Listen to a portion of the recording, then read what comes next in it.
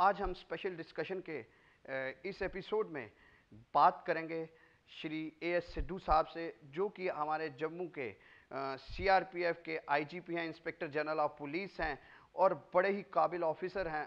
हम इनसे ये जानेंगे कि क्या क्या, क्योंकि इस समय बॉर्डर से इन्फिल्ट्रेशन काफ़ी हद तक हो रही है, तो हम इनसे ये जानेंगे सीआरपीएफ का क्या रोल है और किस तरह ये दुश्मन के इरादों को नस्ते नाबूद करती है। जी एएस सिद्धू साहब, आपका हमारे चैनल में स्वागत है। एएस सिद्धू साहब, हम आपसे ये जानना चाहेंगे कि यदि सीआरपीएफ, यदि ये जो मिलिटेंट्स हैं ये बॉर्डर क्रॉस करके रिहायशी एरिया में आ जाते हैं, तो क्या आपका एक्शन रहता है इनके इरादों को नस्ते नाबूद करने का, क्योंकि ये वहाँ से सोच के आते हैं कि यहाँ पे हमारी जम्मू कश्मीर रियासत में वायलेंस क्रिएट करेंगे, लेकिन आप किस तरह, सीआरपीएफ किस तरह इनके इरादों को नस्ते नाबूद करती है? सबसे पहले तो मैं आपको ये बताना चाहता हूँ कि CRPF army Jammu Kashmir police के अंदर हम कंधे से कंधा जोड़ के रल मिल के काम कर रहे हैं। सीआरपीएफ आर्मी और जेके पुलिस में बहुत अच्छी सिनर्जी है और जितने भी हम जो ऑप्स कर रहे हैं, जॉइंट ऑपरेशंस हो रहे हैं, मोस्टली आर्मी, एसओजी और सीआरपीएफ इनमें पार्टिसिपेट करती है और पिछले 3-4 महीनों में बहुत ही अच्छे रिजल्ट्स आए हैं।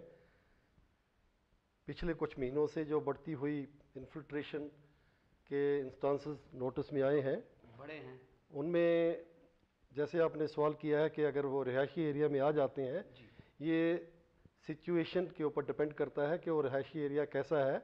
अगर वो थिकली पॉपुलेटेड एरिया है तो ऐसी जगहों पे हमें बहुत केयरफुली ऑपरेशन करना पड़ता है। इनको एनसर्कलमेंट करके जो अगल बगल के घर है उन पॉपुलेशन को वहाँ से खाली कराया जाएगा और सिचुएशन को देख के ही ऑपरेशन किए जाएंगे, ताकि कम से कम सिविलियन कैजुअलिटीज़ हो और बिल्कुल ही ना हो और जो मिलिटेंट्स हैं उनको बर्बाद किया जा सके। जी, जो जो वो सोच के आते हैं, जैसे आपने कहा कि रिहायशी एरिया में जिस तरीके से है, तो अगर ऑन स्पॉट वो आते ही फायरिंग कर देते हैं, तो किस तरीके से आम सिविलियंस को पहले आप सेव करेंगे, बाकी फिर अपना जो कार्रवाई है उसको शुरू करेंगे, या पहले कार्रवाई को शुरू करेंगे, या जो आम सिविलियंस वहाँ रहते हैं उनको आगे पीछे करेंगे? इस बारे में मैं बता देना चाहता हूँ कि सीआरपीएफ की क्विक एक्शन टीम्स हर एक बटालियन में, हर एक कंपनी लोकेशन पे कायम की गई हैं, जो कि स्पेशली ट्रेंड हैं सीआरपीएफ के वेपन टैक्टिक्स कोर्स करके और आर्मी ट्रेनिंग स्कूल में उन्होंने ट्रेनिंग ली है। तो उनको सिलेक्टेड पर्सनल को हमने क्यूओटीज़ में रखा है। वो क्यूओटीज़ जम्मू शहर में अलग अलग जगह पे प्लेस की गई हैं। तो ऐसी सिचुएशन अगर कोई अराइव होती है कि सडनली सिविलियन के ऊपर फायरिंग होती है, तो ये क्यूओटीज़ जो हैं इनको शॉर्टेस्ट पॉसिबल टाइम में रश करेंगे वहाँ पे और उस एरिया को अनसर्कल करके सिचुएशन को देखते हुए, मैंने फिर कह रहा हूँ कि हालात को देखना पड़ता है। तो अगर बहुत आबादी वाला, घनी आबादी वाला इलाका है, कोई बाजार है, तो वहाँ पे उसी तरीके से ही कार्रवाई की जा सकती है। तो ऐसे मौके के ऊपर बहुत हमें प्रिकॉशन लेने पड़ते हैं और हमारे ट्रुप्स और ऑफिसर्स को बहुत अच्छी ट्रेनिंग दी गई है कि घने आबादी वाले एरियाज़ में कैसे ऑपरेशन करने हैं। जी सिद्धू साहब, आपने, आपके कहने का तात्पर्य यह है कि आपकी CRPF, central reserve police force में ऐसी एक टीम बनी रहती है जो कि इमीडिएट ऐसा कोई वाकया हो जाए तो इमीडिएट वो वहाँ के लोगों को खाली करवा के तो अपने ऑपरेशन को इमीडिएट से इमीडिएट शुरू करती है। जी सिद्धू साहब, एक और आपसे एक अहम प्रश्न पूछना चाहूँगा, क्योंकि इस समय आप जम्मू प्रोविंस की कमान संभाले हुए हैं सीआरपीएफ आईजीपी की।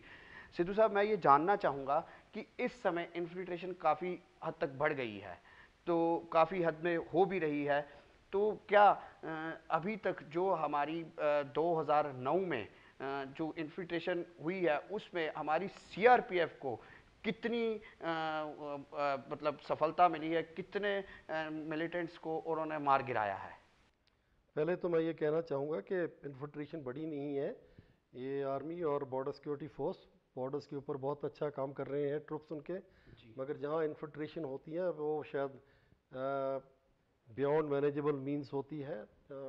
तो अगर कोई इन्फिल्ट्रेशन हो भी जाती है तो उसको इंटीरियर एरियाज़ में, जैसे राजौरी पुंछ में अभी पीछे इन्फिल्ट्रेशन हुई, तो आर्मी, एसओजी और सीआरपी ने बहुत अच्छा काम किया और पीछे 3 ऑपरेशन में large number of militants have been eliminated. जी। जहाँ तक एलिमिनेशन का सवाल है, अब 31 मार्च आज के दिन तक सीआरपीएफ ने जॉइंट ऑपरेशन आर्मी और एसओजी के साथ 12 मिलिटेंट को मारा और 2 सरेंडर किए, 6 को अरेस्ट किया, AK-47 और AK-56 राइफल्स 13 रिकवर की, मैगजीन 58 रिकवर किए, अम्यूनिशन 3946 रिकवर किया। इसी तरह से 303 राइफल रिकवर की एक, और मैगजीन्स 10 रिकवर किए। SLR